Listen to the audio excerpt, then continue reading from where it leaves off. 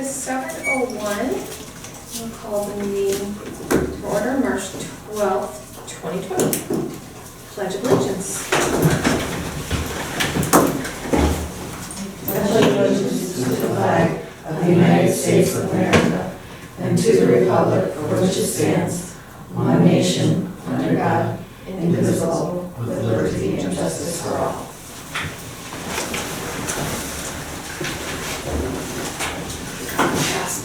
Oh, that's good. Yeah. All right, roll call. Gonzalez? Here. Mason? Here. Hanzone? Yep. Pelletier? Here. Puzo? Here. Swanson? He won't be here tonight, he has a play that he had to go to Mick. Oh, okay, yeah. Oh, Jost, I'm sorry. Here. I was like, wait, can I 10 minutes? No, just wait, thank All right. First we have approval of minutes. I'll make a motion to approve the regular board meeting minutes from February 13th, 2020. There are two things on the minutes. Yeah, let's just second and then we can. Oh, sorry, second. Thank you, okay. It has, Monson, but he wasn't here last time. Oh, I'm sorry. Eric wasn't here last time. Oh, yes. And then under the acceptance of the January financial statements, Mm-hmm. Oh, yeah. that's it. Yep. Yeah, thank you. Only some changes. So we can change the motion to, Yeah, as amended. as approve the regular board meeting minutes from February 13th, 2020 as amended. Okay, all those in favor of approving the amended minutes, say aye. Aye. Any opposed?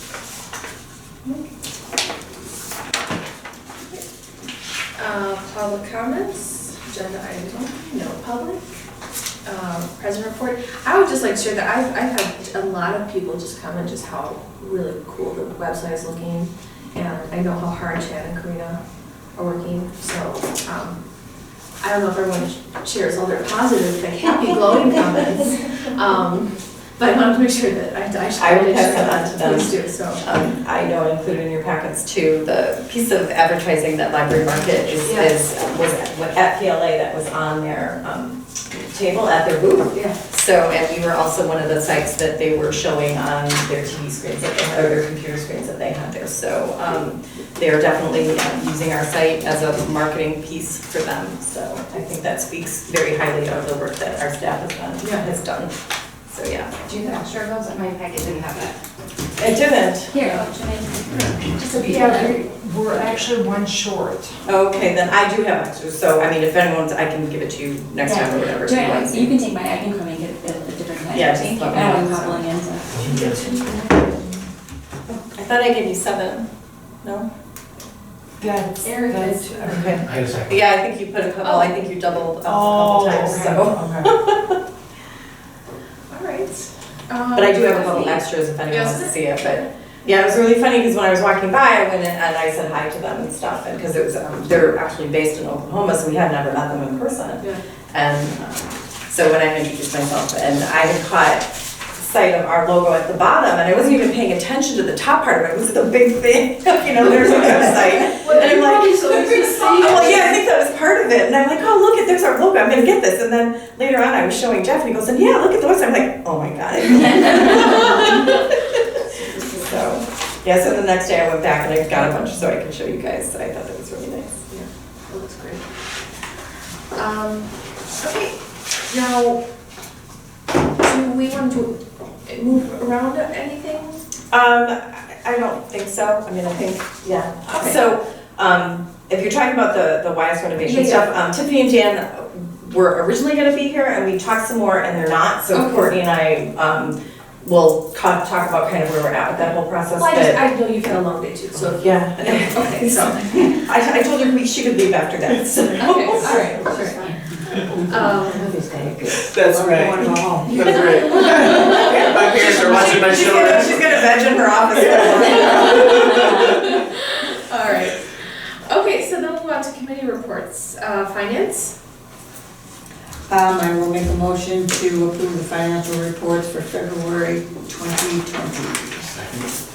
Okay, are there any questions? We're gonna start with, let's start with the cash statement.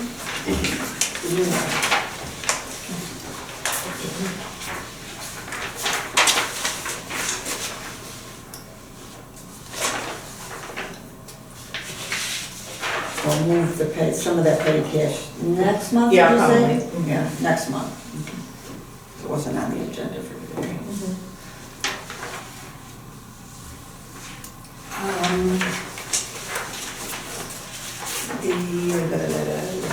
The income statement, any questions?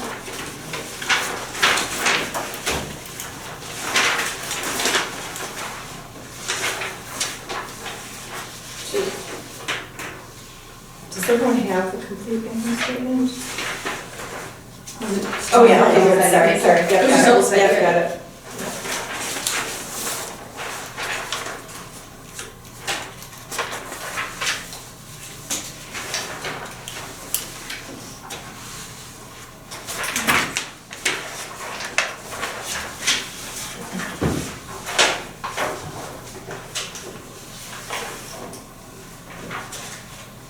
Are you really reading this or?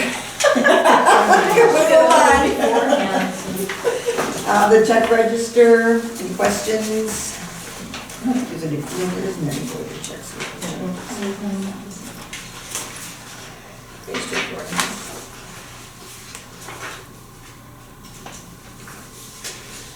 Ready to vote? No questions? No questions? Okay. Okay, so we're going on financial reports. Mason? Yes. Longo? Yes. Pelletier, yes. Souza? Yes. Jost? Yes. Gonzalez? Yes. All right, facilities, that's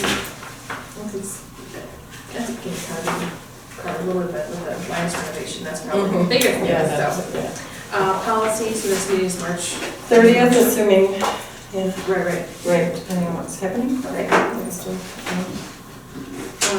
Staff reports, you have anything to? I don't think I have anything to add to my written report. Things have been changing very quickly and a lot, so I figured most of that would be covered in subsequent agenda items. The PLA conference looked really cool. Yeah, it was fun. Closing session with Samantha Dean. Yeah.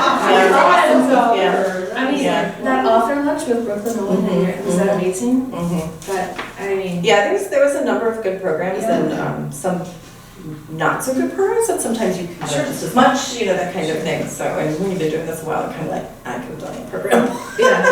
But yeah, I mean, there was a lot of good programs and I was pleased, Jeff went and then Edmund Balzer, one of the newer reference librarians, adult services librarians. I was going to So, say. and it was really, I was happy that he was able to go because it was one of his first big conferences and so he really got a lot out of it as well, and so did Jeff. I really appreciated his,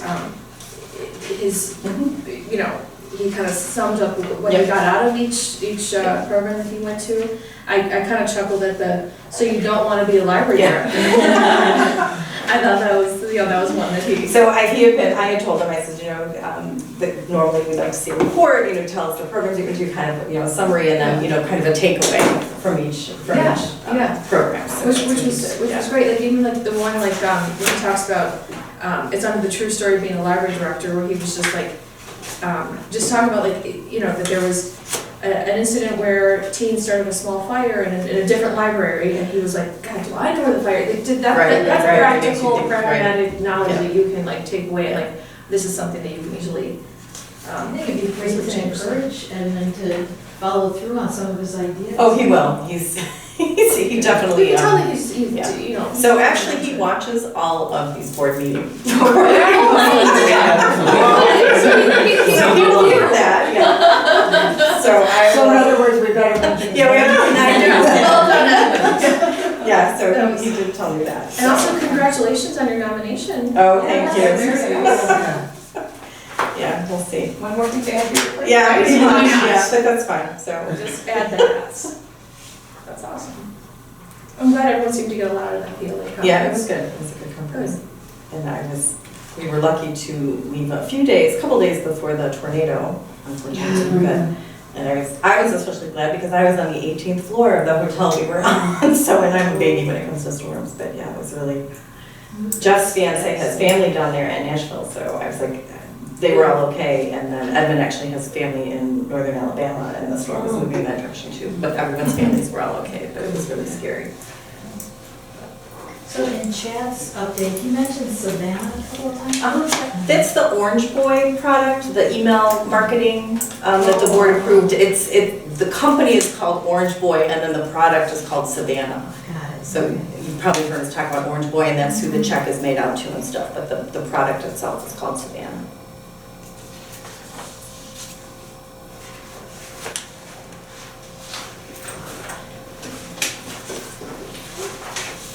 Any other questions, comments for?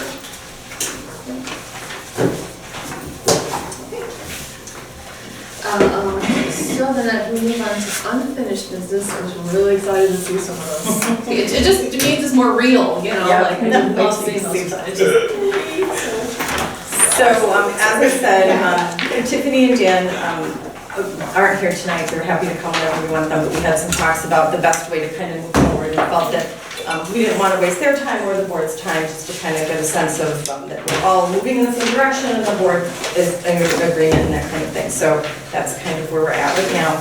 So the plans that were in your packets are the existing floor plan, scheme A, B, and C. Schemes A and C, we haven't really done much, but we did. After, we saw those 3 plans, Courtney and I talked a lot, and then we also talked with Tiffany and Dan, and really focused on Plan B, which we felt really utilized the space. As Courtney said, it was kind of like Goldilocks. It was like, this one didn't have enough public space, this one had more, but it was kind of arranged differently, and this one felt just right to us. We did make some changes. Courtney basically, she's very good at this, but we talked a lot about, adjacencies and those kinds of things. So I'm passing out an updated scheme B. I believe there should be enough. With changes? Yes, which reflects that. Space for us. I'm also passing out the cost estimates for all 3. So, and I believe there should be enough of those as well. I wanted Courtney here tonight to talk more about why she in particular felt that this was the best plan for youth services. Is that the new So, one? yeah, that's the new one. Is there enough? Here's another one. So you have the work. Printed it out tiny, but Found that's. it here.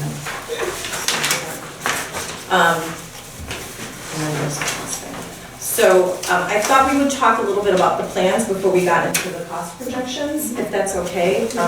I don't know if everyone's had a chance to look over Plan A and C.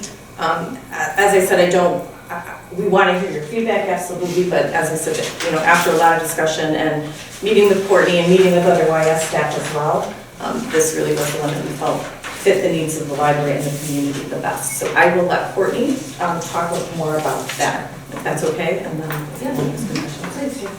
So, several years ago, we met with Tiffany and Dan to talk about renovations, shortly after the renovations on the first floor and the mezzanine ended.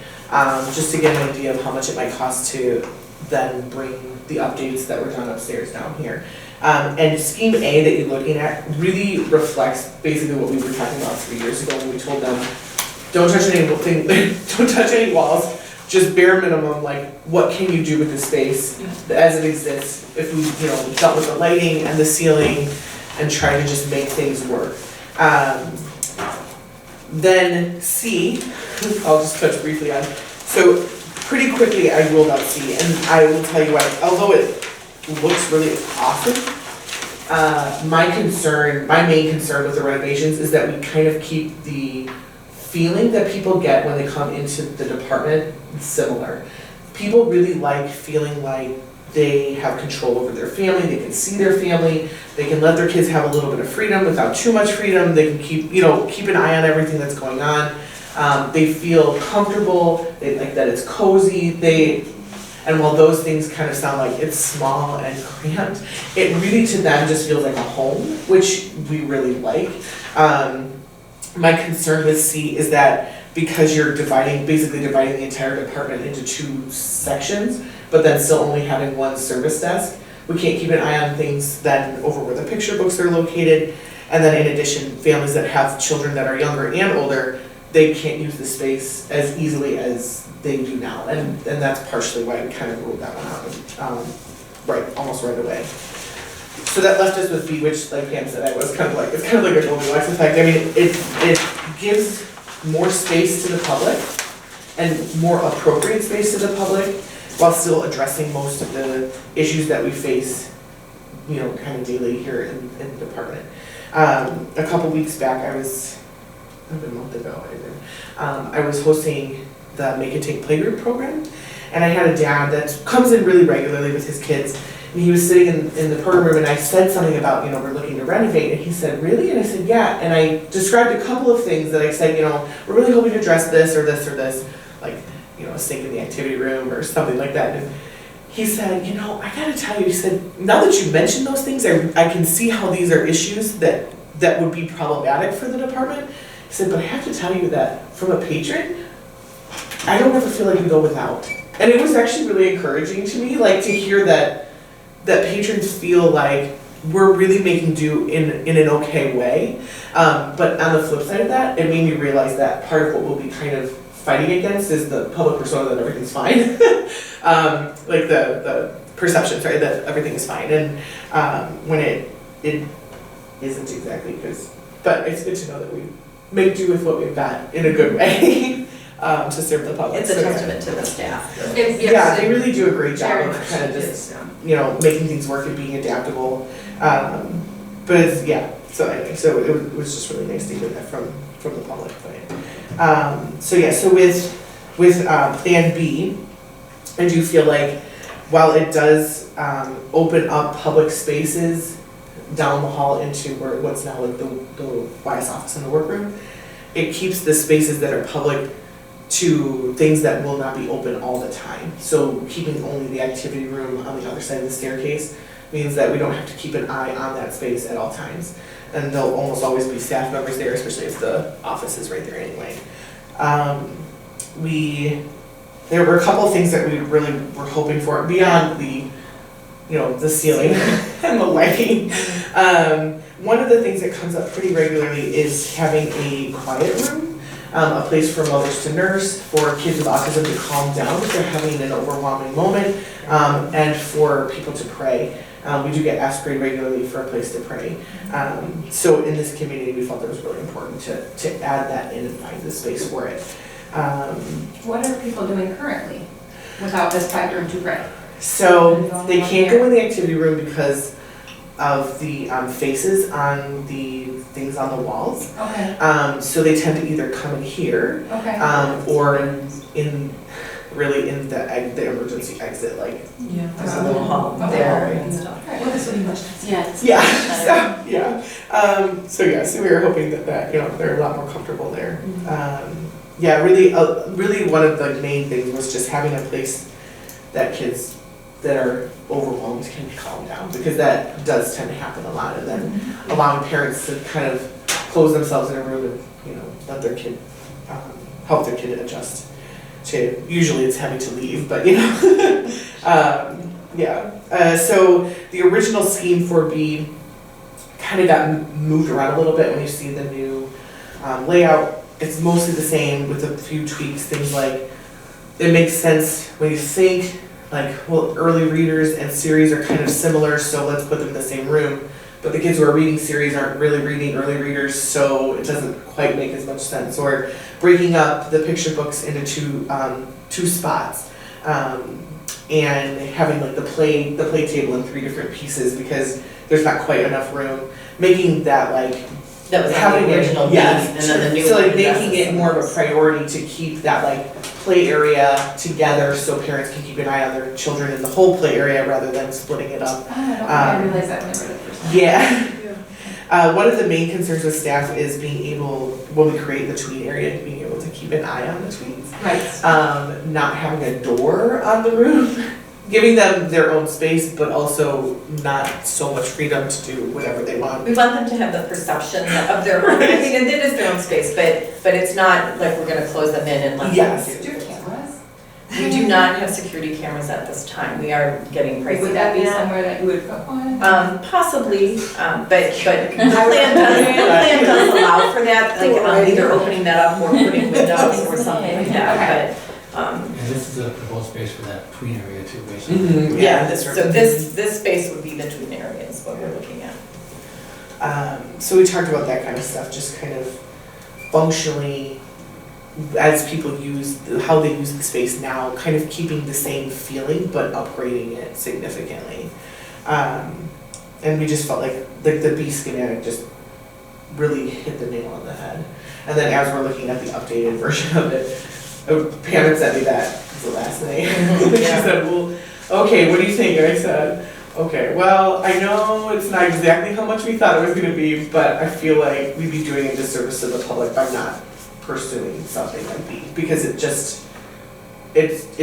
serves both. There's kind of like three groups that we're serving with the renovation. One is the public, then there's the YS staff, and then the staff as a whole, because you're touching on the staff lounge. And I feel like it hits all three and really just kind of gives them everything that they could want. And the patio Yeah, it's too really was like really. Yes. I like how you changed it. Where's the service desk? Am I not seeing Oh, it's this? That little curved thing. Oh. So basically, it's The exactly where it is. exact print. Yeah, that's the problem, that's as big as I could get it and on all the pages. Yes. So yeah, so I mean, where the service desk is and B, it does give really nice lines of sight to the whole Right, department. that's what I was And that looking was for, and I couldn't- obviously super important. And, you know, we also talked about, and I think Tiffany and Dan touched on it when they were here, the idea of adjacencies, what makes the most sense for things to be next to each other, and then also how people move through the space. You know, one of the things that we talked about, and, you know, we thought about having the tween space in different places, but then to think about, you know, an 10, 11, 12-year-old walking through all the little board books to get to their space. It's like, that's not something that they're really gonna wanna do. So we talked a lot about, you know, where do all those spaces make sense in terms of the entrances into the department and that kind of thing as well. Could you put a window there? Can you go through? Yeah, so that's the plan. There's a lot of interest, and there's a lot of unknown about what we're gonna find in that wall, quite frankly. But this does show that there would be either, it would be open completely or a window. Oh, this is. A few of the libraries that we looked at, they had kind of floor-to-ceiling glass Okay, doors that you could that's open and what you close. did. Or, and then we looked at some other things, but basically, again, kind of creating a space that feels more private for them, but is still visible from the desk and that kind of thing. So that we don't have 12-year-olds on, you know, Yeah. unattended in this room with the doors closed, so. And then even for parents who bring their older kids in here but also have younger kids, they can sit, you know, and keep an eye on their children no matter where they are, which is really helpful too. So I see staff lounge, is there a staff workroom? So you're looking, the staff workroom that you might have seen on some of the other two plans, that referred to the workroom for the YS staff. And one of the things that they've done with this is they've minimized some of that staff workroom space, incorporated it more into the youth, where the youth workstations are, and then lots of cabinetry there for storage and that kind of thing. So that staff workroom, one of the trade-offs that we made was that obviously we want to have an appropriate space for the staff as, you know, going through the walkthrough, you guys saw what the youth services workroom was like. But, you know, I think everyone was really focused on what is best for the public. That's our first priority. And the staff lounge it kind of combines that two spaces and then gets rid of those two awful bathrooms that were for the staff. And creates just one nicer bathroom for the staff as well. So as Courtney said, you know, it does a variety of things that, you know, meeting a series of needs that we do have and that patrons have certainly asked us for the public space in the services department. So the existing plan had the boardroom and that's eliminated. Also- That's this room. Right. Yeah, so part of kind of the long-term plan is, you know, assuming we move forward with all of this, and I believe that we will move forward in some way, shape, or form. But what I would like to do is, once we have a space for the tweens, we're able to eliminate the teen room that's on the main floor, and we'll move the computers that are currently upstairs in what was the old boardroom down on the main level, which actually is much better for our patrons as well, because now it's, you know, it's this weird little room. We always have to keep it staffed. It's difficult for people with mobility issues to get up, or to get up there. There is no bathroom, so if someone has to leave the computer, they have to go down to the first floor. So there's a lot of issues with that. There wasn't a real good, I mean, the option was either computers would be down here and then they'd be with all the kids, and we thought, well, that's not really appropriate either. So once we can move the teen stuff out of the teen space upstairs, we'll move the computer room downstairs, and then that, it also allows, because there's a public service desk right there, so there's some, we can eliminate some duplication in services, or, you know, service points. And then my ultimate goal then is to have that mezzanine level, and where my office is and where the old boardroom is, it's currently the computer room, is have that all just be staff space. So that would just be where the staff is. So my office would be there. No public. No public, except for the study rooms on the mezzanine level, which makes a lot of sense. I mean, and just the way that, you know, the different spaces in the library are used. So that's my goal, but this kind of has to happen before I can, there's a lot of moving parts. And so that's kind of my ultimate goal as we, you know, look to the future, and knowing that this is the building we're going to be in, and that's fine, but how can we, you know, utilize every part of it in a way that makes sense for right now and then for into the future as well. Did that answer your question? Yeah, oh yeah, Okay. definitely. Sorry. Yeah. No, this looks really good. I think they packed in a lot. They did.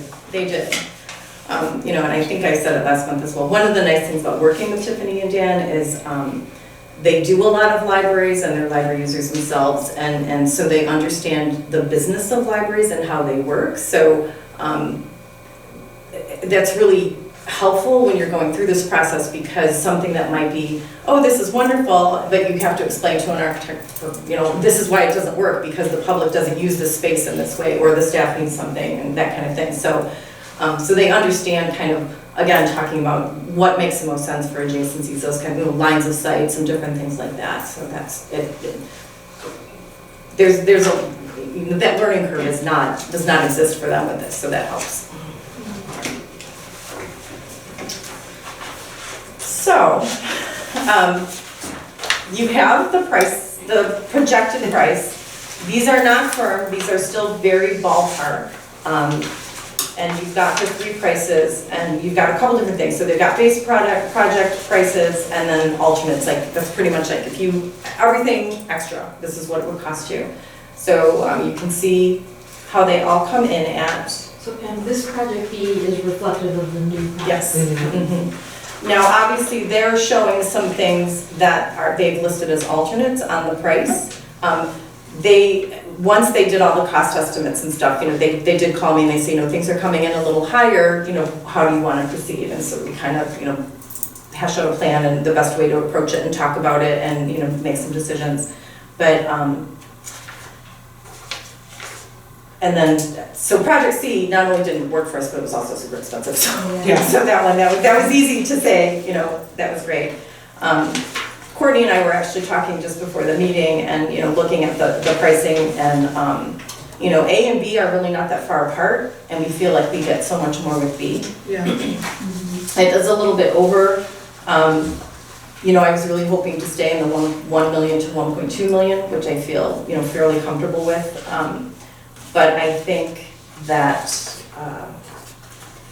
I feel very confident that we would be able to go up to 1.3 or even 1.4 if we had to, and continue to work with Tiffany and Dan. Again, these are very broad estimates. They're not very specific, and they did mention that as well when I spoke with them on the phone this morning. That, you know, there's certainly some work that we can do on pricing, and, you know, once we all have a general idea that we're going to move towards something, then we can start making some firmer decisions about things that may impact the pricing. Can you explain again what the alternates are? Those would be things that, we could do if we wanted, but to So keep staff it, restrooms. that may not be done with this, so So depending that on. means the old staff bathrooms are the same. Right. Yeah. I would- So those I are would some, like- yeah, Great so those are feature. some of the decisions that we would have to make. Okay. So the activity room is not, Yeah, we, and Courtney and I talked about this, so, again, these are not firm at all, because we have some different priorities than what they had pulled out. So, and we would work with Yeah, them on because I that, know obviously. These are just, this is their, this is literally their first kind of go around saying, okay, here's how we can get closer to this number, knowing that we have a certain number in mind and that sort of Okay. thing. So we would absolutely be working with them on setting the priorities and saying, activity room really is a priority. Maybe the staff bathrooms are a priority, but we can hold off on the patio for now or something like that. I did also talk to them about, depending on, as we got deeper into the project, if we had to phase things, and, certainly they do that with libraries all the time. It would be nice not to have to do that, or if we do have to phase things, let's phase the patio, let's phase those kinds of things, so we don't have to disrupt services too much. But again, those will all be things that we would work on with them. We do have the advantage as well, is that this project would go over 2 budget years. So, so that does give us some leeway in terms of creating our budget for next year, knowing that, we would just build that in to the budget for next year if we had to, have additional funds. And Which where is- are we at now? So we're at 435 approximately. Okay. I figure probably within a few months, certainly by the end of the year, I anticipate that we would have $500,000 in special reserves. Okay. We do have $400,000 in operating reserves. I don't want to touch that unless we absolutely have to, but it is money that potentially, at least some of that could be available to us as well. I do have a call into the bank to talk to them about a loan, and so, especially now, we're dropping interest rates like crazy, so, maybe now is not the, or now is the time to think about that, or to think about, and I know that with the renovation in 2014, 2015, there was a line of credit, and it went up to a certain amount, and we may do something like that, where maybe we don't need that entire loan amount, maybe we just do something line of credit, so I need to talk to them about some of the different options. I don't, and we can do some fundraising. I'm also working on a grant application for the state of Illinois for a construction grant. So sometimes when they're not successful, there's, they assign points and different things, but I believe that, there's some different options on, out there. And I feel, like I said, pretty comfortable that we could fund this in a way that would allow us to meet, I think, most of the needs of the community and the library as well. So I think from the board right now, it's a little difficult to talk about specific price, but I would be looking to you to say that you're comfortable with the plan, you like the plan, and to kind of give Courtney and I permission to continue to work with Tiffany and Dan on really nailing down the price and the cost, and then making some further decisions after that. That's kind of the guidance that I'm looking for from the board. I love the plan. Yeah, so it's encouraging having. Courtney, do you like the plan? I love it. Very well. And it's really helpful to hear, because you're Yeah. the heart of this department, and hearing your thoughtfulness and knowing that you know our public, you know our patrons, hearing what will work for them is really helpful. So really thank you for being here and sharing that. So I love the plan. Yeah, I really wouldn't want to phase anything out except the patio, I think. And like I said, if the board agrees that, we want to continue to move forward, certainly those are the discussions that we will start to have. And, then we'll start to have meetings with Tiffany and Janet and, bring in staff from the WISE department as appropriate and that kind of thing. So it was very important to me that, and I told Courtney this, I said, basically I'm here just to say, fine, go. I said, but I relied on her expertise and her staff expertise to say, this is, exactly, this is your thing, So, and they're the ones, as you said, working with the patrons and stuff like that. And so I wanted it to work for them. And staff has seen the plan as well. And the other department managers have seen it. And I think that by and large, we're all pretty much on the same page. Where that really was the plan that really felt just right to us. I have a question, not necessarily related to this plan, but this room, and it won't be this room anymore. Like, I know you do crafting, there's adult, lots of different groups meeting here. Will they also be relocated to that upstairs, or you'll just have? Yeah, I mean, because when the boardroom was there before, were you on the board when it was up there? Yeah, that's right, because it was during the renovation.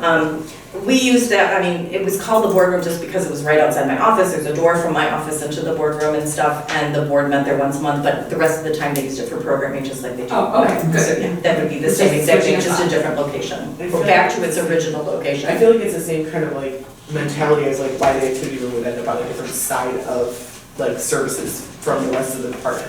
It's like the parts that you can kind of have that aren't always open to the public, having those kind of adjacent to the staff spaces or in spaces that Or are where you less don't have to observed. have like, yeah, you don't have to have lines of sight in the same way that you do. You know, if you're having a program in there, there's a staff person or someone who's rented the room from the outside, or if it's a board meeting, you know, that kind of thing. So, You mentioned the sink in the activity room, but they don't have it, do they? They do, they put it in, they didn't, and I Oh, it's said, right here, right? I said, It's we really need a the sink. little As black- much as we love like a bajillion baby wipes everywhere. There A was sink would be great, you know? Yeah.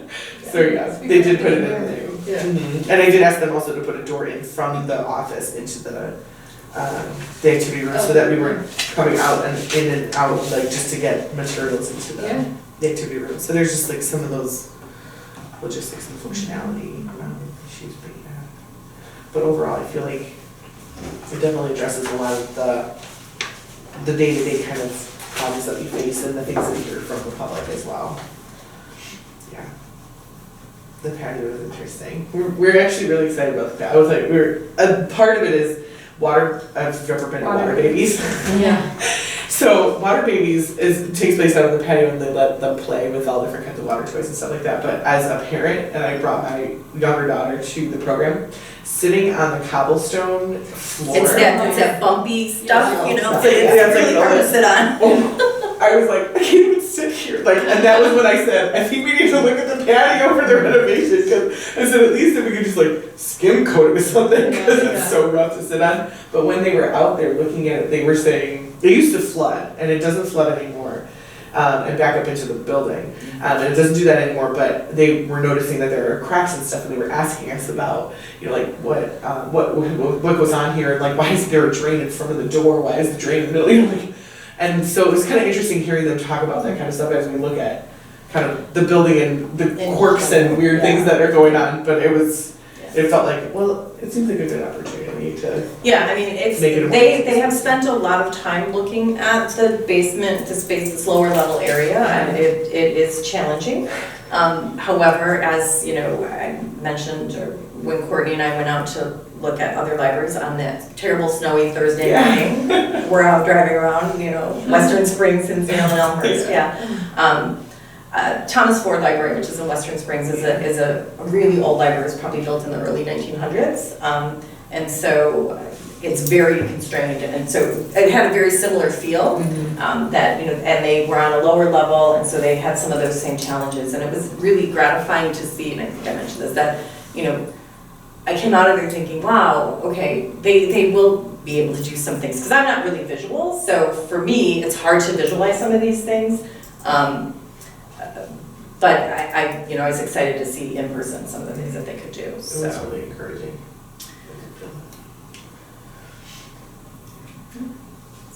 So is the board then generally comfortable with us continuing to?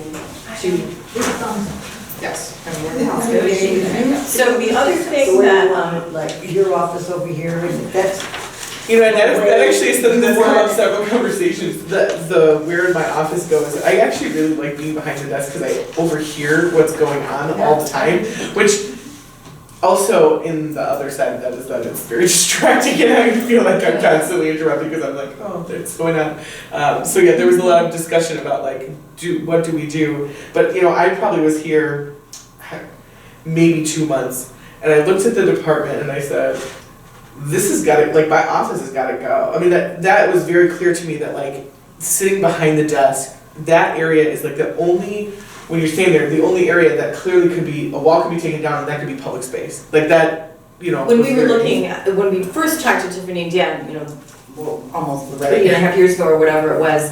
And then when you look at scheme A, that is one of the only places where they created extra space on the floor. And so, you know, I mean, Tiffany, Courtney had always been willing to say, you know what, I will move wherever if we can create some more floor space for public space. Yeah, but it is something that like, I do think about that a lot, that like, that will be something that I. The flip side is that while you're away from the desk, she is with the rest of the department, which is something different than right now as well. And I know the department. We didn't want to be in the middle of. Yeah, yeah, you know, there's always, I guess, You're things fine to with give, it. yeah. Okay.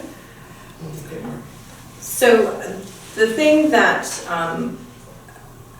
I did also want to mention in conjunction with this is that one of the things that we didn't agree to right away, but I think with the thought for all of us that we would do that as things went, you know, as it got closer, is pay the additional $3,000 to create renderings of the space. I feel like that would be super important to show the public and for staff and for the board certainly to see. It's one thing to go to a different library and see all the cool things that you may have, but to have that visual of here's what we could do with your space, I think will be really powerful for people. So if the board is comfortable, I would like to pursue that as well and let them know that, you know, in this process, we would like to do the renderings. I agree. Yeah. And that was an additional $3,000. When do you anticipate starting this? I know this is probably. No, actually, we've thought through all of this. Courtney's having a baby, first of all. Also, coronavirus has certainly made the next month at least interesting, and we'll talk more about that. But we did not want to start anything before summer reading, so it would be after. And right now, we're thinking tentatively October or November. And then that's okay with that as far as weather? Yeah, because we're not really doing outside, and that's what they have given us. Yeah, and then I think that they told us it would be 5 or 6 months is what they were thinking, and so we thought that was a really good time. It's over winter, you know, we're less busy. Summer's always crazy with programs and stuff for summer reading. You know, the goal would be to, you know, our ultimate goal would, you know, I mean, we'll phase if we have to, but we'd love to be able to just do it all at once and just be closed. I mean, because we're not really sure how all the different, you know, I mean, we've already started talking about some of that as well, because it's come up from staff as saying, where would we work? Will we have to, you know, close the youth services department altogether, all those kinds of things. So we're already starting, and this plan actually also lends itself pretty well to being able to work on one section and move things around, kind of, so. It was interesting listening to the architects talk about that, because in my head, I'd kind of always been like, okay, so they're gonna close the department, are we gonna work on the activity room, or like, what can we do to keep doing some things and have some collection? And it was Dan actually who said, well, instead of just like shutting everything down, he said, it makes, to be honest, the most sense to me. He said, this whole side is not public right now. He said, renovate that first. Even though it sounds kind of weird to do like the non-public space first, he said renovate that first. You'll have the activity room then when you reopen, and then you have to close the whole department. You'll have the activity room to work out of. And it's a big activity room. You can have collection, you can have small programs, you can have things going on in there so that you're not closed completely. But then that way, for the first part of the renovation where they're tackling all these, like, I would say this side has more like mechanical issues and like moving things around and taking down cinder walls and stuff like that. So yeah, the more like kind of heavy engineering-ish, yeah. We're still serving the public 100% because that's what they know right now. Does that make sense? So like we wouldn't have to touch that. And I thought that was kind of interesting. Where does the collection go when you're renovating? Like where do you So it depends. Some of it will not be available to the public. It will They can be. still get holds and Right, so depending on where we can relocate it, you know, I mean, we may have it where we've got shelves that are really super close together and we'll have to go get books for people if they want a specific book or something like that. And then the books that are available for the public, it's kind of a slimmed down collection during the period. Actually, Tiffany and Dan are finishing up a renovation at Carroll Street Public Library and they did exactly that there. you know, they closed off a big part of the library, and then they had a smaller collection, so at least people could come in and get some things. And then, you know, the rest of it was that, you know, I found this book in the catalog, and we would either have to get it for them, or, you know, the advantage too is if people are looking for specific titles, you know, being part of the consortium, that makes it a little bit easier to serve them as well. That's one really nice And, you know, I mean, Right. we're fortunate in that we're around a lot of other great libraries and, you know, with other great staff and directors, and, you know, when we say, oh, I'm gonna be closed for a certain amount of time, can you serve our patrons or whatever? And usually, you know, all the area libraries are really willing to work with people. So, you know, we have started thinking about those things, because obviously, I mean, those are the kinds of questions that staff start to think about and stuff. You know, I'm not thinking about up here, and they're going, well, where's my desk gonna be while we're doing the renovation? And I completely understand that, because that's what they're focused on. So we have started thinking about those things as well. Currently, Skokie and Glenview are under construction, so Mm-hmm. they let us know, like, Right. hey, you know, any chance you can- They're recarpeting, they're, Didn't they already, like, they got a drive? They are recarpeting. yeah. Oh. It seemed like they Okay. just renovated, but it's been like 10 years. so- Has it? It's my whole library. Wow. Yeah. Yeah, that's right. They built that library. I worked there. Oh, really? And I was. Yeah. It looks like a museum. Skokie is doing, they're changing a lot of things at Yeah. Skokie, so it'll be They interesting seem to to see. do it, I was there this week, and I only saw like one boarded up wall, it didn't seem disrupted at all. Yeah, And they're youth services they're is children's. gigantic. Yeah, I think most of what they're doing at Skokie is on the upper level, so I don't know if you went Oh, upstairs, no. but I think their the third level is offices, it's admin up on the third floor, but the second level is, I don't know what was up there before, like nonfiction or whatever, but they that's almost completely closed off, so like all their study rooms were there, so they don't have any study rooms, and there's no, like, most of their nonfiction isn't available, that kind of thing, so most of it I think is happening on that second level. And I think they're trying to kind of like, I mean, you know, you look at your space and you think, how are we not serving the public?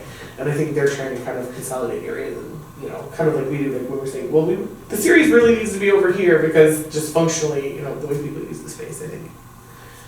Yeah, it's interesting to watch. Awesome. It's exciting. Okay, so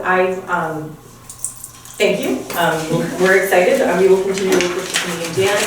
So this is the puppy book, Right? Yes, the one that you got. Do we get one? Gives Ed an office. Yeah. That was really nice. When the And the original first dance one, came through, it's like- all of them saying, Ed, like, all of my, Nothing, and I'm like, oh, here. Yeah. So he does get an office now. Yeah. He was laughing.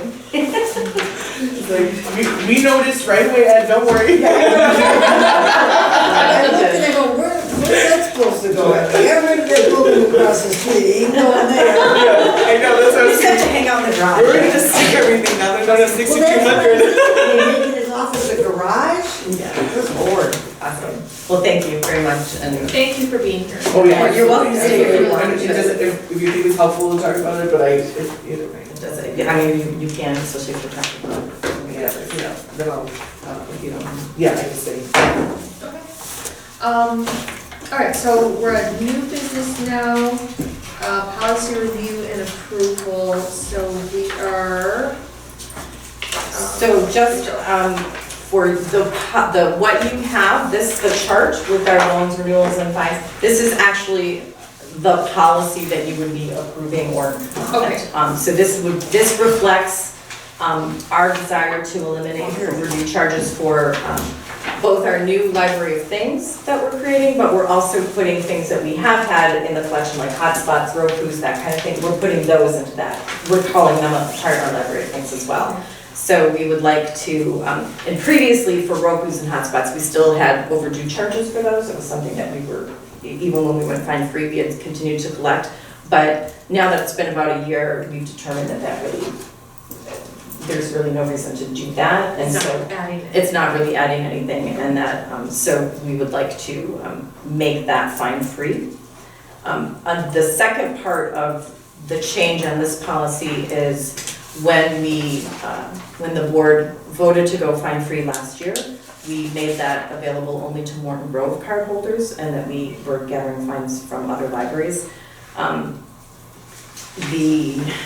Included in your packets is the thing from CCS that lists, and I think I highlighted it, yeah, that right now, we are the only library that is doing that. There's about half of the libraries in CCS have gone fine-free, and all of them but us have made it fine-free for all patrons. Okay. You know, from other libraries as well. And going forward, as libraries, more and more libraries are doing this, it's CCS's recommendation that they make that available for all patrons and not just the library patrons. We don't collect a lot of fines from those, you know, other libraries' patrons. So it's, again, it's not a big financial ding for us or anything like that. So those are the two changes that this chart reflects. So that's what I'm asking the board to discuss and vote. I'll make a motion to approve the updated loans, renewals, fines, and services policy. I second. I have a Wi-Fi hotspot out right now, so thought about it.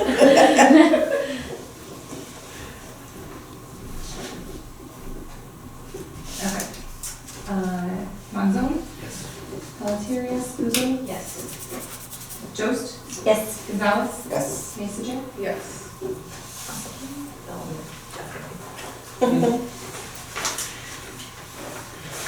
All right, then we have beer brewing and tasting program. I felt like we needed more information than. Well, I know, and I own a beer. No, it's not. So, what you have Put is. some humor in I it. know. No, actually, oh my God, my husband texted me this afternoon and, yeah, I mean, unfortunately, I mean, some of it's bad because his business is down really, really bad. But anyway, he was out drinking Corona beers with one of his store managers. So he's texting me pictures. I'm like, first of all, don't text me while you're drinking beer. Well, I still have to be at work. So what you have in your package is an email from Melissa Mayberry, our Assistant Department Head of the Adult Services Department. And in one of Melissa's other lives, she's been a bartender, she has done a lot of different things, but she found out that there is a new brewery opening up on Dumpster right in Skokie, so just like down the street from us. And so she went in and she was talking to them, and so in the course of the conversation, they were talking about potentially doing like a beer tasting program. Like the owners of this company would come in and they would talk about what it takes to run a brewery, do those kinds of things. But then as part of their program, they would have beer tasting of the different samples.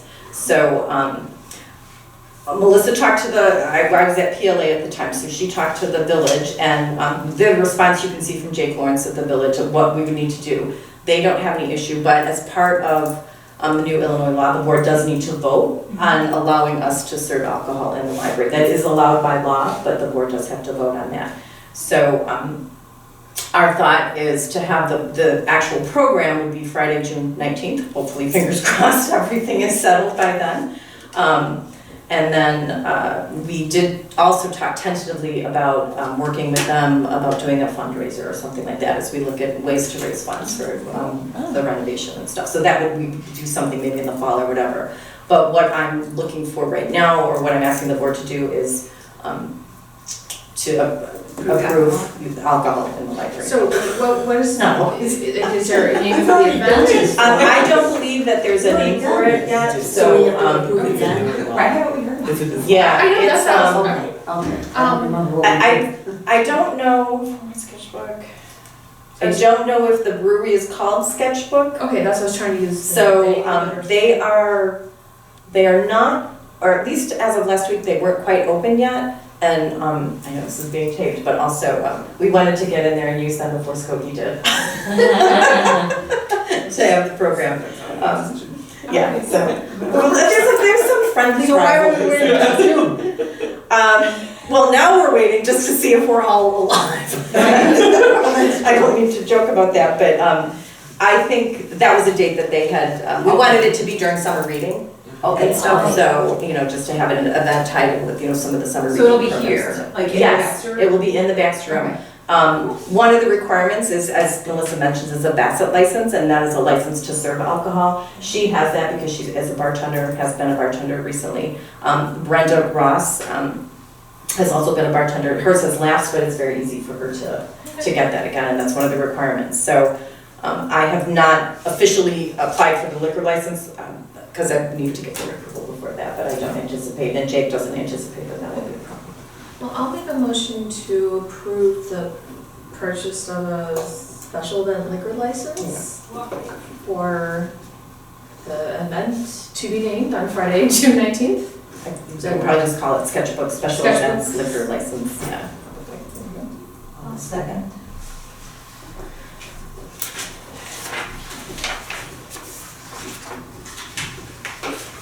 Okay. Pelletier, yes. Puzo? Yes. Jost? Yes. Gonzalez? Yes. Mizek? Yes. Wenzel? Yes. Another reason for a lot of it, it's in June, is that that's how far out we usually have to plan programs. So it's not just with the. You want to do it before school ends. Yeah, I know. They also have to plan, Look they at also it. have to plan their programs that far ahead. Yeah. Awesome, Melissa will be thrilled, thank you. Fun. So fun. All right, and then library response to COVID-19. So, a couple things. You have in your packets the procedures that, with feedback from the department managers, we've developed. These are very similar to a number of the area libraries we've been sharing liberally between all of us about how we're responding to this, developing procedures. This is not something that most of us have had. There were a couple of libraries that had developed these kind of back when like SARS and MERS came out, but was a problem. So at this point, we have actually moved beyond level 1. So we are at level 2. We did today cancel all programs through April 5th. We did a number of things, both programs that we had planned and then outside programs. There was only a couple. We've removed all the toys from the youth services department and put those away. We've removed the games. We're removing seating in the computer room to create some social distancing. We're also going to be walking through the library tomorrow probably and rearranging some furniture to create some more social distancing space. So our cleaning company has indicated that they are cleaning things with the medical disinfectant. We're not here in the middle of the night, so it is what it is. There are a few libraries, almost all the libraries in the area have canceled programs through at least the end of March, if not longer. There are a couple of libraries that have closed altogether, or will be closing effective 9 p.m. tonight. Highland Park Public Library is closed to the public, though their staff is still working. And Glencoe is closed to the public, and I don't believe that they are requiring their staff to come to work.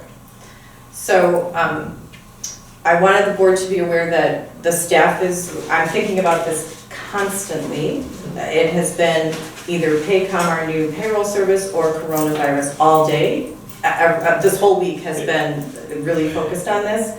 I met with the department managers this afternoon and I said, okay, as of 2:50, this is the plan, but it could change by 3:30, and in fact it had changed by 3:30. So things are changing very quickly.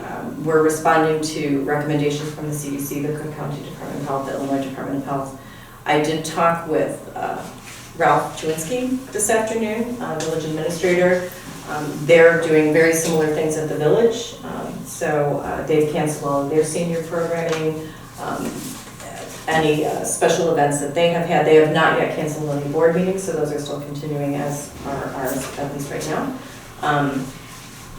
They are also working, so they're considering, and they're able to do this a little bit better at the village than we can, both because of the function of what we do, making it more difficult for the public to walk through the building and that kind of thing. So like blocking off different areas of the building. So that's less, that really isn't what we would do, but that's something that they're considering doing.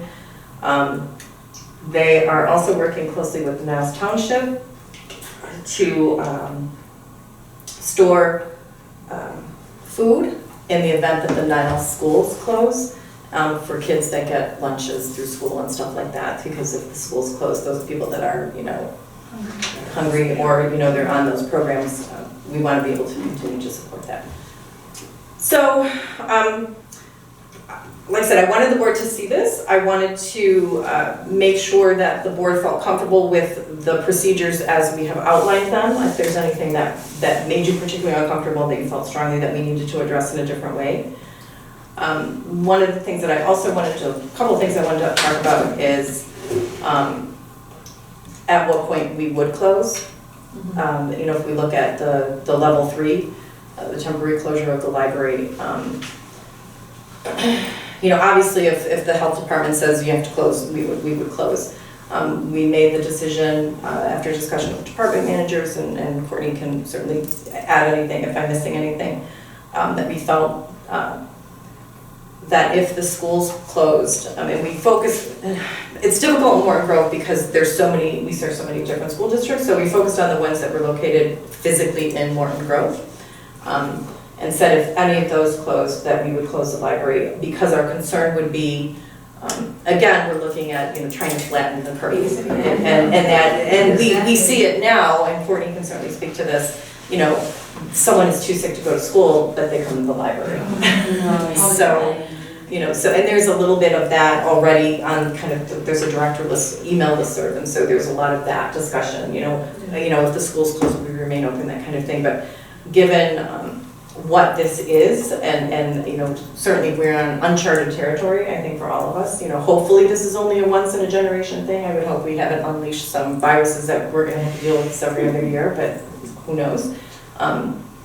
So we've made some decisions that, you know, that we would close then, or public visitation gets too low to warrant keeping us open. We have started to have discussions, and I have asked all of the department managers to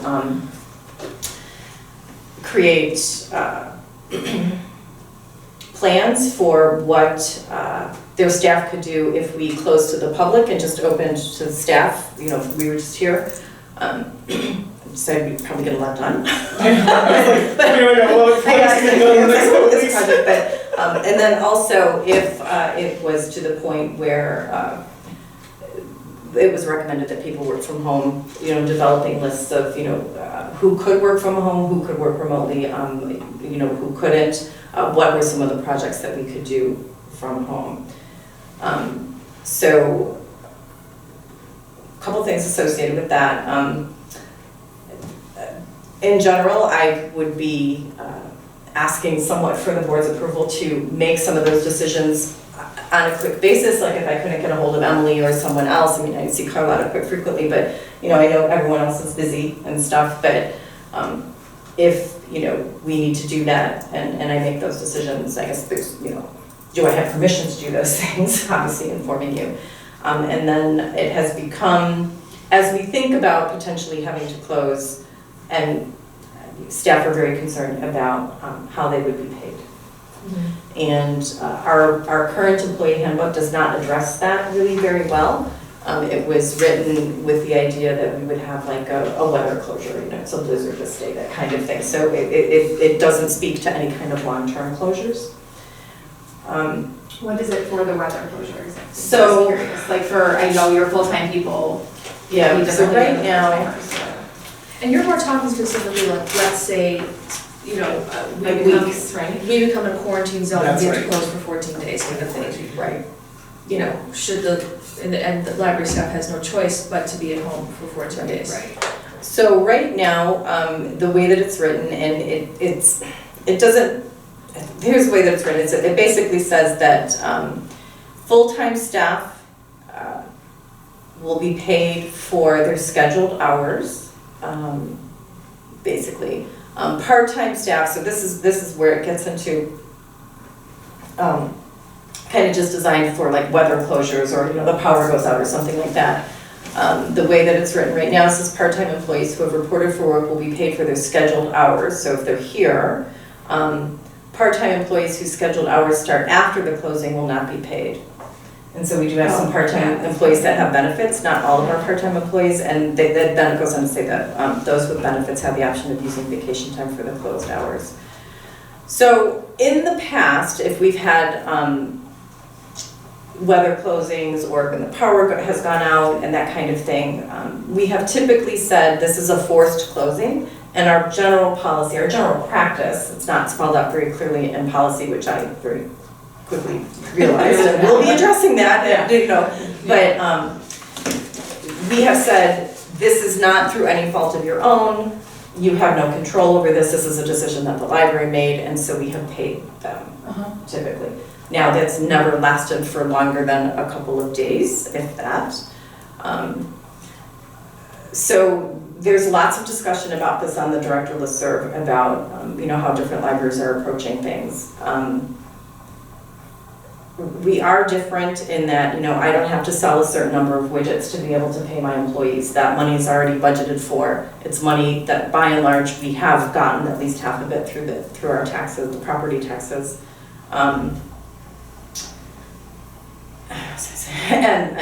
And you know, the process of getting those monies is pretty automated, so it's not like someone has to go to a store to buy something. I mean, you know, most people are paying it through their mortgage, and then that just automatically goes to the county, and then we get it directly deposited into our bank. So some of the you know, I'm talking to my husband, obviously he does have to sell widgets, but he has to sell tires, so I mean, you know, it's a different thing for someone that has a business such as that. So there's some libraries that are choosing to pay people what their normal schedule is. There's a lot of gradations within that. You know, some people could choose just to pay their full-time employees, and so, or those employees that had benefits, or if there has to be an extended, like an extended time that we would be closed, you know, would we pay for a certain portion of something, and then people would have to start using their benefits. In the pandemic procedures, I don't specifically address that. I do have an all-staff meeting scheduled for Tuesday, assuming we haven't, you know, there hasn't been something that has changed either tomorrow or over the weekend. This is a question they have, and I am asking the board for some guidance and how you think you might want to proceed with paying of employees should it come to us having to be closed completely. And somewhat related to that, I did draft a resolution that if we get to it, a lovely library chose to do this with their part-time people, that they were giving them temporary sick leave with the idea that we have been cautioned and encouraged and told basically that, you know, if you're sick, stay home. And obviously some of our part-time people, you know, I mean, we keep hearing about it all the time on the news, is that there's a lot of people that don't have any, you know, sick time benefits. And so, you know, it's between paying my bills and staying home, that kind of thing. So kind of in this interim period, they have given their staff some temporary sick leave that they have a certain amount of time to use. And it's one of the things that I thought was a good idea, and I did create a resolution if the board wanted to vote on it tonight as part of the whole pandemic procedures. But Is this separate than paying them? Or are you saying in conjunction? yeah, so it's all part of this, you know, how we would treat that level 3 is, you know, when people start to stay home. If it's out of our control and we're somehow in a quarantine zone and the library has to close, I'm just gonna share my opinion. I absolutely think that the staff should be paid. Okay, This is completely. not something that is, they're choosing to just blow it off and go on vacation for 2 weeks. So Right. this is something Their that. tickets are really cheap now.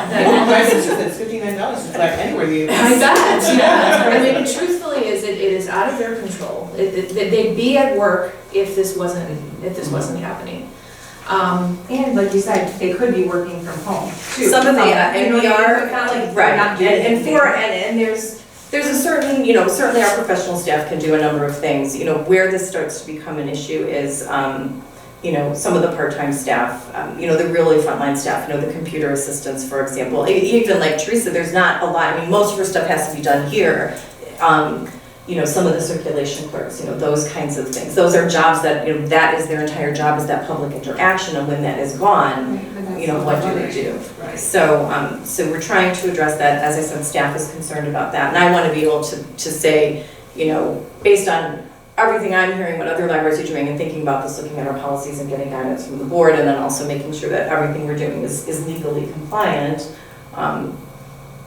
So, you know, basically, I just need to know if that is the board's general feeling about moving. Should we have to close altogether? You know, would we plan on, in general, paying people? I mean, there's so many things that are unknown. Yeah. And certainly this could change at any time. Well, the thing is, if you're told to close this library for 2 weeks, Mhm. but then after a week, everything comes back to normal and you say, okay, we gotta open it up. I mean, those people have to be available to Right. come back Right. to you, so you gotta Yeah. look at it that Yeah. way. Right, if Exactly. you don't do that, and they're Exactly. like, I'm gonna do something I can do from home. Right, I mean, no one's actually on call, but you know, the assumption would be you're home because of this particular instance. But that the minute that we were able to open the library again, that we would, the expectation would be that you would come and you would work your regular schedule. Florida. Yeah, exactly. That's what I'm trying to say. Right, and then that would become a That would be discipline something issue. with Yeah, race yeah. You'd have to address. Yeah, so, and I think that, you know, 2 weeks, 2 to 3 weeks is kind of what people are talking about when we talk about closing, just to kind of, again, flatten that curve, but, I Do you mean, want us to give you a time frame on it at this point? I or just like in general? I mean, if you want to give me a time frame and say, you know, after that, we would revisit that, I mean, that might be a way to I look think at it too. there's also a lot out of your control. You Right. don't know what kind of guidance you're gonna be getting from the CDC or from the state of Illinois or from Cook County. I don't think you can do a time frame because it's a lot of that is out of your control.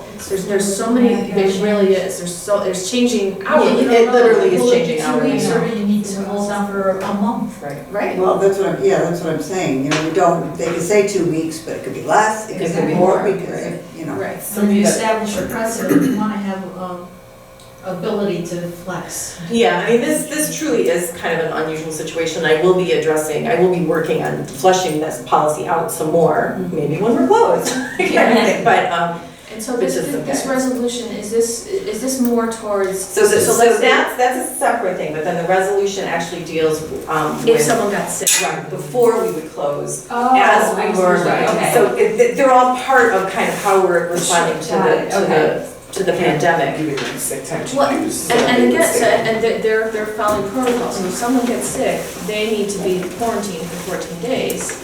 And is a temporary employee literally gonna have a hard time buying groceries next week because they've used all their. So what sick I have put together, and again, the board does not have to vote on this, but I wanted to be prepared as we have this discussion, that, you know,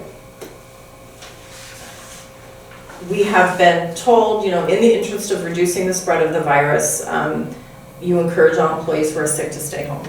We don't want you here sick at all. So our employees who work fewer than 20 hours a week get no time. They can take unpaid time off, but they get no paid time off, no benefit time. Over 20 hours, we prorate sick leave and stuff, so those employees do have some sick time, so they have that to take. So what this resolution does is it gives a 2-week prorated paid sick leave allowance based on their regular scheduled hours. So if someone only works 12 hours a week, you know, we base that sick leave on those hours. And it would be available to all of those 20-hour-a-week or less employees for a period of 50 days beginning tomorrow through May 1st.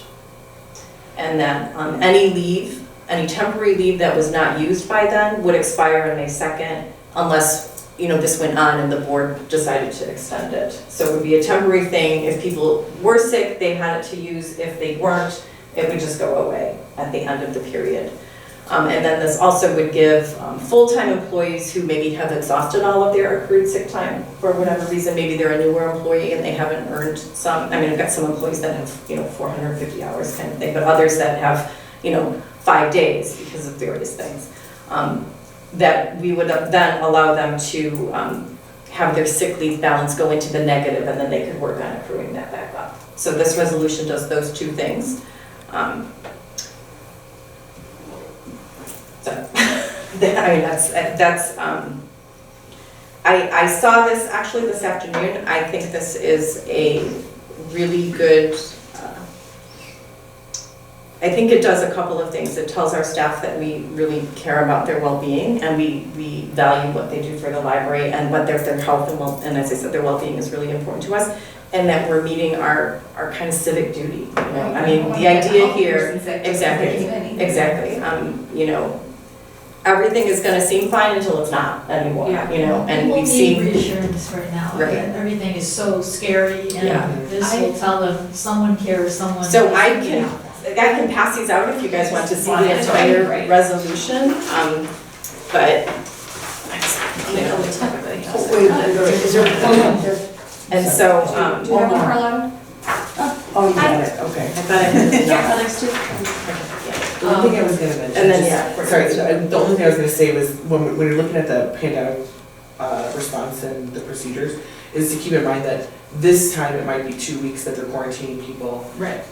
This is more of, like, in general, how would we respond if this comes back in 10 years and it's a 3-week, Absolutely. you know, thing? So Yeah. kind of just keeping in mind that, like, thinking more broad rather than specifically about this. So try to do a little bit of both. I mean, Yeah. obviously it speaks to some specific things that Right. we need to do right now and that we are Yeah. doing right now, but also, you know, and right now I'm just calling it procedures as we kind of work through this, but I do think that it behooves the library to develop an actual policy and some, you know, how we are gonna treat this.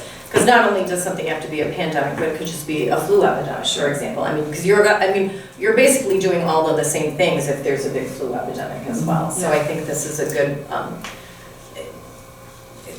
a lot of directors are developing these kinds of things because obviously this hasn't happened and stuff. But like Courtney said, we want it not only for right now, but then also, you know, God forbid, in the future as well. Yeah. I was doing outreach when I worked at Des Moines before this job, and when swine flu hit, and all the schools were talking about closing, and I remember walking into the director's office and asking, like, at what point do we discuss me not going from school to school anymore? Yeah. And there was no procedure, there was no policy in place for that. So that's why I was thinking, like, you know, it comes up more often than you think, even if it's just, we're gonna clean things and we're gonna, you know, talk about not going out as much. We're not going homebound, or we're not going to outreach, or, you know, whatever those things are that we. Yeah. But I'd also want to make sure that we're kind of aligned with other libraries, because you want people who work here to feel like, well, how come Glenview's doing X and we're only getting Y? Yeah. Yeah. And we very much are. I mean, like I said, everyone is pretty much on the same exact page. We're all doing the same things right now. We're canceling program, trying to create those social distancing spaces, you know, remaining open, even if they're closed, they're well, Glencoe, but, you know, even Highland Park, like I said, they're closed to the public, but they're still providing some other services. They have a vestibule, so they're gonna put like holds down there and different things like that. So, you know, remaining kind of focused, and we've had some of those discussions just today as well, is that if we had to close, would we consider some kind of curbside pickup? And so we're having those discussions as well. But we are trying to very much pay attention to what's happening at other libraries that we're very close to, and or like I said, employees that may work at 2 different institutions, but then also what the schools are doing and what the village is recommending and that kind of thing, so. Pam, are we being, like fined for canceling a lot of these programs right now? No, Are we being- actually, we've been pretty good. I know that the staff, once we decided that this afternoon, went back and started canceling things. Most people have been super understanding, so there hasn't really been any Okay. issue. We've had I'm to, just we'll have to wondering. refund a couple of program checks that we have sent out and stuff like that, but other than that, I mean, the other thing too is that our presenters don't want to be out and about No. either. you know, I get that, I'm just so, wondering if. yeah, there you know, hasn't, there's no, The presenters are coming back saying, well. yeah, no, we haven't class. heard of any financial Okay, repercussions. so everyone is on the same page. Yes, Okay. very much so. I'm gonna make a motion to approve resolution number Yeah. 2020-02, resolution authorizing temporary allocation of paid sick leave for part-time employees. I said, what are you doing?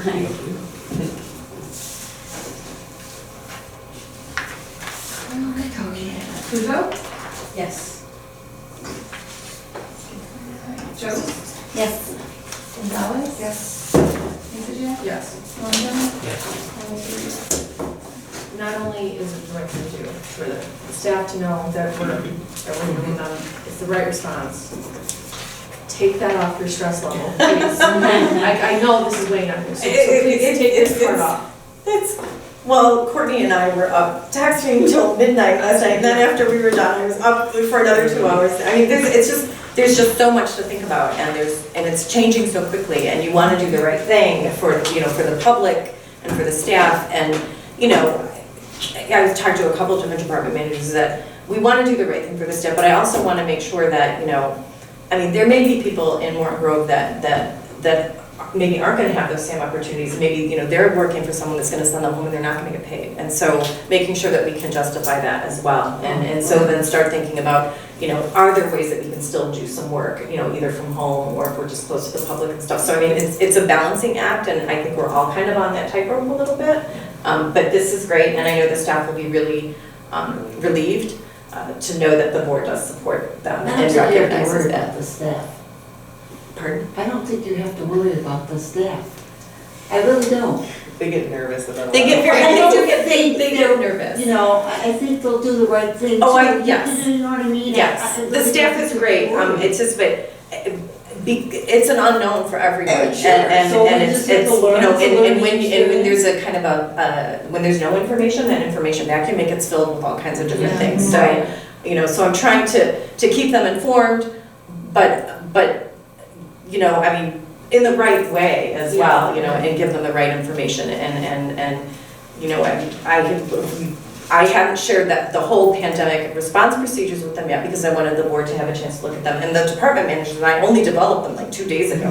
So I mean, it's not like, you know, I've been sitting on it for a week or anything like that, but because they're paying attention to news and stuff, they're getting nervous as well. I And so- sent them out on Monday and said, we'll discuss this maybe Wednesday, and I emailed her like maybe 2 hours, it was like 2 hours later, or she sent them on a Sunday, and on Monday morning I emailed you at like 8 in the morning and said, I think we can't wait till Wednesday. Yeah. I mean, it was like That's how it is. ridiculous, Yeah. like how fast it Yeah. kind of just like Yes. snowballed, so. So then, you know, I guess the other thing is just then there's not really, obviously, should I think that we need to close for whatever reason, I will make every effort to get in touch with Emily or one of the other officers. But is it okay if I have to make that decision without getting in touch with someone? I'm not doing anything. So, you can text me. And I know you can get a hold of Carlotta pretty easily, but I know that sometimes it can be difficult. So, just so that, because things are moving so quickly, and to be able to do that, so. So, like I said, I was talking to Ralph, so he and I are gonna continue to coordinate, just to make sure that we're all on the same page, because, I haven't actually heard from him about what they were doing and stuff, so that was, and. Probably have to take some more roads. Well, I wondered actually if that was still going on. It's So, shockingly. yeah, so, Yeah. Yeah. So many cases here. yeah, so it's It's in interesting. Niles. Is it really? They're all gonna Yeah. come Oh, I didn't know home. that, yeah, so, Wait, how did you hear about Niles? No, it's That's where in it's Niles, like the Oh, location. yeah. oh, yeah, Nice. the thing is, oh, I thought you meant, yeah, I knew it was in there. Yeah. No, not, I didn't mean that. I know, this is, yeah. Yeah, I I should say, say, I'm an information professional. so this is good, so, as I said, I will now send the pandemic, these procedures out to the staff, even though I've been sending out emails, as you have seen, that already cover a lot of this, and, I think there's one little typo. yeah, I need to correct some of them, so. Oh, routine. Yeah, there's, Yeah. this is my, I kept this kind of the rough draft in case I needed to add anything based on board feedback. I will correct this and send this out to all staff. As I said, I do have an all-staff meeting scheduled next Tuesday morning before we open, assuming we're still open at that point. Wait, so the staff hasn't seen this? The staff has seen various, I've been sending them They emails saw, about, like, your, the yes. social media stuff that They was saw, up today. Okay, yeah. so they knew. So they, because the thing is by the time that we were sending out the social media stuff, because it had been moving so Right. quickly, I'm like, well, we're past level 1. Yeah. We've been doing that, all right, we're on 2, you know, next thing we're on 3. So, they have been getting other communications. Okay, so And they- the department managers have seen it, and so have been communicating with their department as well. But it's just, it's difficult because it is moving so quickly, and yeah. And like I said, you want to do the right thing, and it's hard because things seem fine in many ways. Yeah. But as I said, they're gonna be fine until they're not. Right. And then it's kind of too late-ish, so. So that will be good. So I will share this with them and then follow up with an all-staff meeting with them so they can ask questions in person on Tuesday morning if they want. I told anyone that could not come to that I would be welcome, or I was, happy to meet with them, individually or in small groups. I did also let them know that, Tuesday may be too late, and so,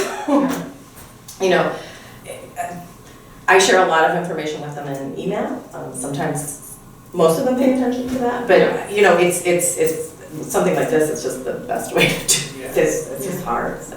But this will be good, and thank you for the financial support as well for them. That I know will go a long way towards easing some of their anxiety about, you know, what does the future look like. So thank you. What a jam-packed meeting. Right. I wasn't quite expecting, I thought we would be able to focus more on the plans, and then this kind of happened, so thank you for sticking it out. Of course, yeah. All right, so communications, I don't think there was anything. Just the thing from Lumber Market that I wanted you guys to see. Public comments, there is still no public, no need for executive session, so I have 8:26, meeting is adjourned.